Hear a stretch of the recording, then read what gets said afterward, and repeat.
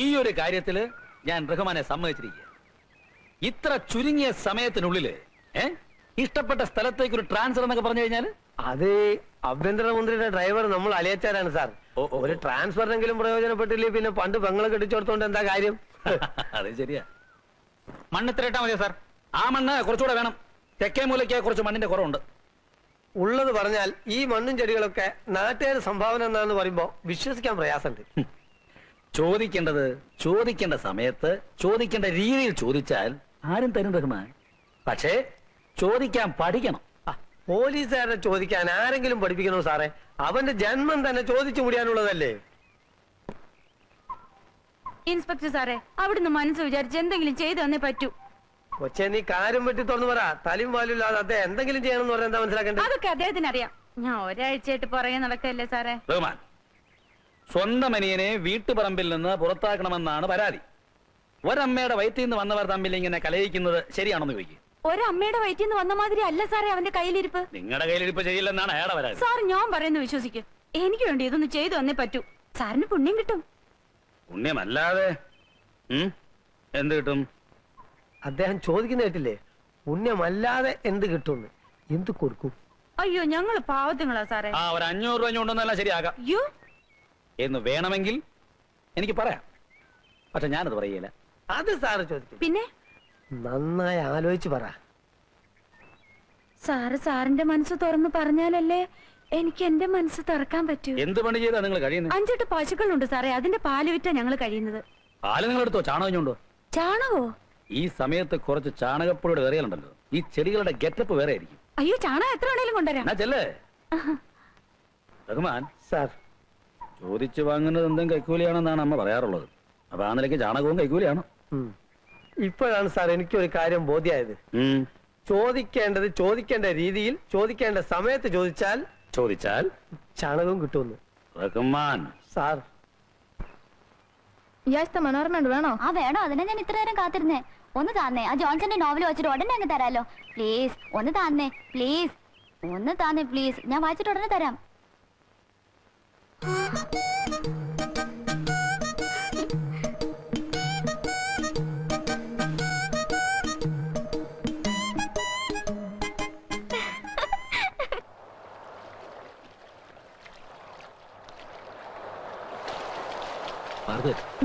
എന്ത് പറ്റി തനിക്ക്? എനിക്കറിഞ്ഞൂടാ. ഇതുവരെ എനിക്ക് ചെറിയാനോട് മിണ്ടാനും പെരുമാറാനും വിഷമമില്ലായിരുന്നു. പക്ഷേ അന്നെന്നോട് ഐ ലവ് യു എന്ന് പറഞ്ഞില്ലേ, അതിൽ പിന്നെ എനിക്കും അങ്ങനെ തന്നെയാ. ഉണ്ണാൻ ചെന്നിരുന്ന പാത്രത്തിൽ മാർഗരറ്റ്, കൈ കഴുകാൻ ചെന്ന വെള്ളത്തിൽ മാർഗരറ്റ്. ചെറിയാനെ, എനിക്ക് ജീവിതത്തിൽ കിട്ടാത്തത് ഒന്ന് മാത്രമേ ഉള്ളൂ, സ്നേഹം. എന്റെ കയ്യിൽ സ്നേഹം ഇഷ്ടം പോലെയുണ്ട്. പക്ഷെ സ്വസ്ഥത അതൊരു തരി പോലുമില്ല. എന്താ ചെറിയാൻ ഇത്ര വിഷമം? ആ, വയസ്സ് ഇത്രയൊക്കെ ആയില്ലേ. ഇനി ഒരു ചെറിയ ബിസിനസ് തുടങ്ങണം. അതിനു മുമ്പ് കുറച്ച് സ്ഥലം വാങ്ങണം. ഒരു ചെറിയ കെട്ടിടവും വയ്ക്കണം. എന്നിട്ട് വേണ്ടേ മാർഗരറ്റിനെ കൂട്ടിക്കൊണ്ടുപോവാൻ. പക്ഷെ അതിനൊക്കെ ഉടനെ കുറച്ച് പണം വേണം. അതിനെപ്പറ്റി ഓർത്ത് വിഷമിക്കണ്ട. ആവശ്യമുള്ള പണം ഞാൻ തരാം. Thank you. എന്നാ നമുക്കൊരു സിനിമയ്ക്ക് പോവാം. ചെറിയാന് വേറെ ഒന്നും എന്നോട് പറയാനില്ലേ? ഉണ്ട്. വേഗം ചെന്നില്ലെങ്കിലേ ഷോ ഹൗസ്ഫുൾ ആയി പോകും.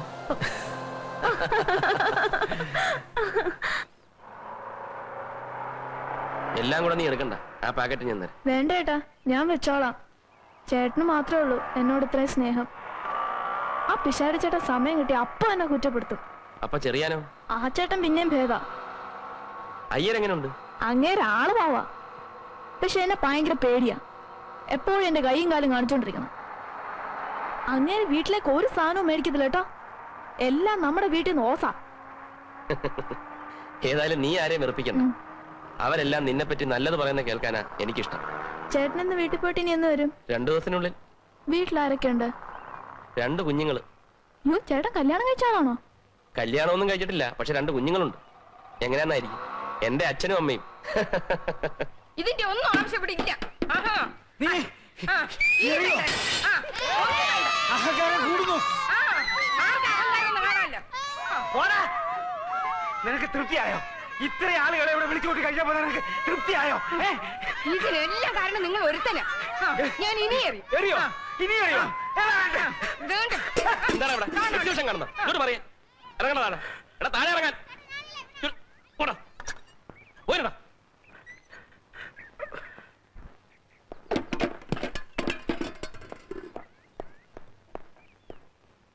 ഇന്ന് ഹരികഥാ കാലക്ഷേപം നേരത്തെ തുടങ്ങിയോ? എന്റെ അമ്മേ, എന്റെ അച്ഛ, എന്തിനാ എന്റെ മാനം ഇങ്ങനെ കപ്പൽ കയറ്റുന്നത്? 1950 എന്ത് സംഭവിച്ചെന്നാ? 50 മോനെ, 54 നീലക്കുയിൽ റിലീസായ ദിവസം നിന്റെ അമ്മ സിനിമ കാണാനായിട്ട് ഒരുങ്ങി ഇറങ്ങിയപ്പോ സുഖമില്ലാതെ കിടന്ന എന്റെ അമ്മ പോകണ്ടെന്ന് പറഞ്ഞു.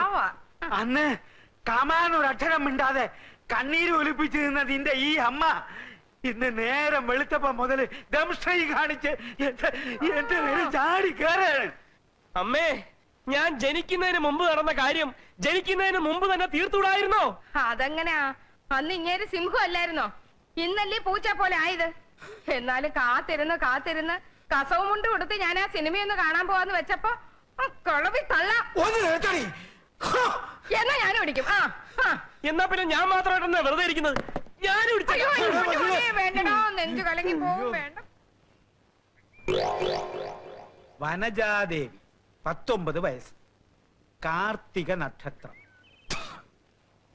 പെണ്ണ് കൊള്ളാം. ഇതാ നോക്ക്. അടുത്തത് കോമളവല്ലി, അത്തം നക്ഷത്രം, 5 അടി 3 ഇഞ്ച് പൊക്കം. എന്റെ പൊന്നറ്റ, എനിക്കിപ്പൊ കല്യാണം വേണ്ട. എനിക്കല്ല നിർബന്ധം, നിന്റെ അമ്മയ്ക്കാ. അവൾ ഇന്നലെ ഒരു സ്വപ്നം കണ്ടു, നീ ഒരു പെൺകുട്ടിയുമായിട്ട് സഹകരണത്തിലാണെന്ന്. അതേ മകനെ, അമ്മ സ്വപ്നം കണ്ടു. അമ്മയ്ക്ക് സ്വപ്നം കാണാൻ ഒരുപാട് സമയമുണ്ട്. ഇവിടെ മനുഷ്യന് നിന്ന് ഇരിയാൻ സമയമില്ല. അപ്പോഴാ സഹകരണം.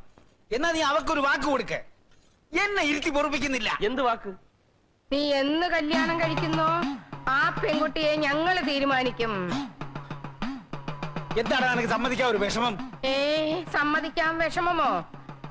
ഇല്ലാതെങ്ങാനും നീ ചിന്തിച്ചാലുണ്ടല്ലോ ഞാൻ ചത്തുകളയും. ഞാനും ചത്തുകളയും.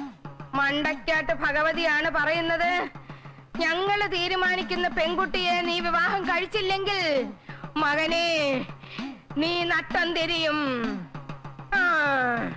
നീ നട്ടം തിരിയും. ആഹാ, എവിടെ നിന്ന് കിട്ടിയ അയ്യരെ ഈ വേഷം? ഏതായാലും സംഭവം കലക്കിയിട്ടുണ്ട്. പേഷ്കാരായിരുന്നു എന്റെ ഗ്രേറ്റ് ഗ്രാൻഡ് ഫാദർ നാരായണയ്യർ. അദ്ദേഹത്തിന്റെ വേഷമാണ്. സ്റ്റഡി നിക്ക്. പേഷ്കാരുടെ വേഷം ഇട്ടാ പിന്നെ അയ്യർക്ക് ചിരി വരത്തില്ലേ? ക്യാമറയുടെ മുമ്പിൽ ചിരിക്കാൻ അല്ലേലും ഇത്തിരി ബുദ്ധിമുട്ടാണ്. ശരി, ഞങ്ങള് വാടക കുടിശ്ശിക തരാൻ പോകുന്നു എന്ന് വിചാരിക്കും. എന്നാ തന്നു എന്ന് വിചാരിക്കും. ഇത് തന്നെ തരാം, എടുത്തോ. ഇനി നമുക്ക് കേൾക്കാം. വാ, ഓമനക്കുട്ടൻ അവിടെ വിളിക്കേ. ഓമനക്കുട്ടാ. ദാ വരുന്നു. വന്നേ. വാ. നീ എന്തിനാ കയറി നിൽക്കുന്നത്? മാറ്. നിന്നെ ഇന്ന് ആ വ്യത്യാസമില്ല. കാരണം ഇന്ന് അയ്യരുടെ പിറന്നാളാണ്. ജീവിതത്തിൽ ഒരു പൈസ പോലും ചെലവാക്കാത്ത അയ്യർ നമുക്ക് വാങ്ങിച്ചു തന്നതുപോലെ തന്നെ പുതിയ ഡ്രസ് അവനും വാങ്ങിച്ചു കൊടുത്തിട്ടുണ്ട്. രാമന് നിന്നു. കയ്യ എടുക്കട്ടോ. എടുത്തു. Thank you. 2 ദിവസത്തിനാ പ്രിന്റ് തരാം. എന്താ അയ്യരെ നമ്മുടെ പ്രോഗ്രാം? നമ്മുടെ ആഘോഷം എവിടെ തുടങ്ങുന്നു? നമ്മൾ നേരെ നമ്മുടെ വാഴത്തോപ്പിലേക്ക് പോകുന്നു. ഉച്ചവരെ അവിടെ വിട്ടാൽ രാത്രി 10 മണി വരെയുള്ള പ്രോഗ്രാം ഞാൻ ഫിക്സ് ചെയ്യും.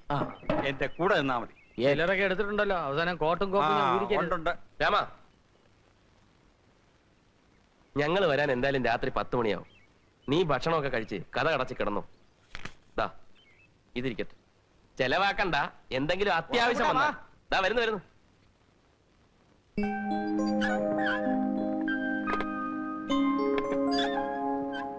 ഓമനക്കുട്ട പ്ലീസ് പറയുന്ന. നീ എന്തെല്ലാം കാര്യങ്ങൾ എന്നോട് പറഞ്ഞിട്ടുണ്ട്. ഞാൻ ഇതുവരെ അതൊക്കെ ആരോടെങ്കിലും പറഞ്ഞിട്ടുണ്ടോ? ഇത് പക്ഷെ അങ്ങനല്ല. ഓമനക്കുട്ട, നീ എന്നോടല്ലേ പറയുന്ന? ആരോടും പറയില്ലെന്ന് സത്യം ചെയ്. ആരോടും പറയില്ല, സത്യം പറ. അയ്യരുടെ ബർത്ത്ഡേ കൊണ്ടാടാൻ പയ്യനെ വീട്ടിലാക്കിയിട്ട് ഞങ്ങൾ വാഴത്തോപ്പിലേക്ക് പോയി. രാത്രി 10 മണി കഴിഞ്ഞ് മടങ്ങി വരാനായിരുന്നു ആദ്യത്തെ പ്ലാൻ. വാഴത്തോപ്പിൽ തകർത്തോണ്ടിരുന്നപ്പോഴാ നമ്മുടെ MD-യുടെ ഓപ്പറേഷന്റെ കാര്യം ഞാൻ ഓർത്തത്. അവരോട് കൊണ്ടാടിക്കൊള്ളാൻ പറഞ്ഞിട്ട് കൃത്യം 5 മണിക്ക് ഞാൻ വീട്ടിൽ തിരിച്ചെത്തി.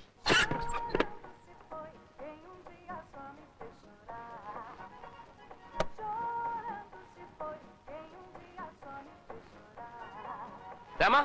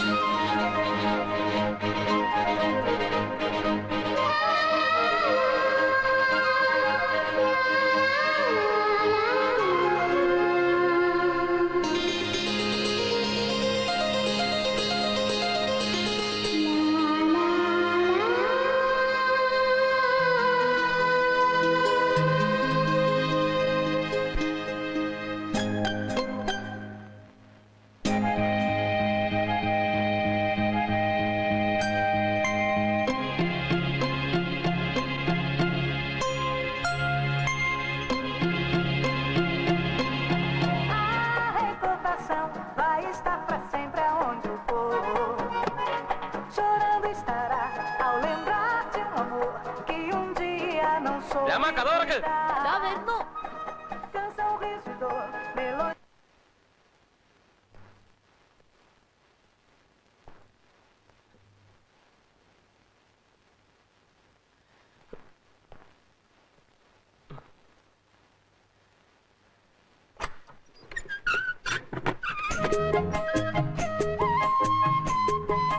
ചേട്ടൻ രാത്രി 10 മണിക്കേ വരുമെന്ന് പറഞ്ഞിട്ട്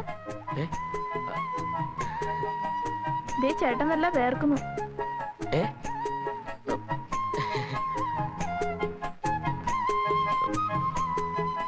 കുടിക്കാൻ കുറച്ച് വെള്ളം തരാമോ?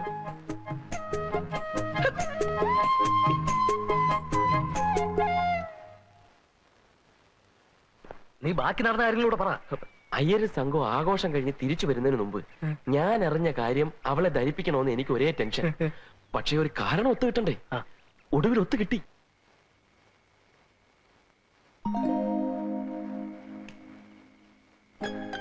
അതെ,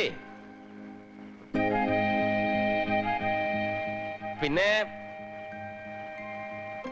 ലൈറ്റ് പോയി. ഒരു വിളക്ക് കിട്ടിയാൽ കൊള്ളാമായിരുന്നു. ആ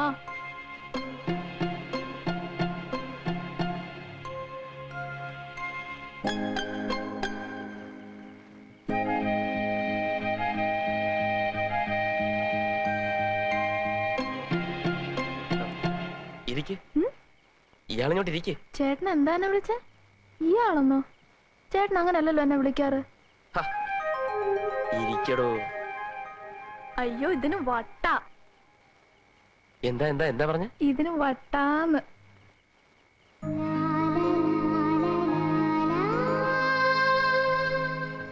അയ്യോ, എനിക്ക് പേടി എങ്ങനെ ഇരിക്കാൻ. പിശാടി ചേട്ടൻ അങ്ങനെ വന്ന എന്നെ വെച്ചേക്കല്ല. അയാളോട് പോകാൻ പറ. ചേട്ടനല്ലേ പറഞ്ഞ എല്ലാരും ഒരുപോലെ സ്നേഹിക്കണം, അനുസരിക്കണം എന്നൊക്കെ? അത് അന്ന് പറഞ്ഞല്ലേ. ഇനി മുതൽ ഞാൻ പറയുന്നത് മാത്രം കേട്ടാ മതി. എന്ന് മാത്രമല്ല, അവന്മാരെ അത്ര അടുപ്പിക്കുകയും വേണ്ട. എല്ലാ ആവശ്യവും എന്നോട് പറഞ്ഞാ മതി. ഞാനല്ലേ ഇയാളെ ഇവിടെ കൊണ്ടുവന്നു. അയ്യോ, പാല്.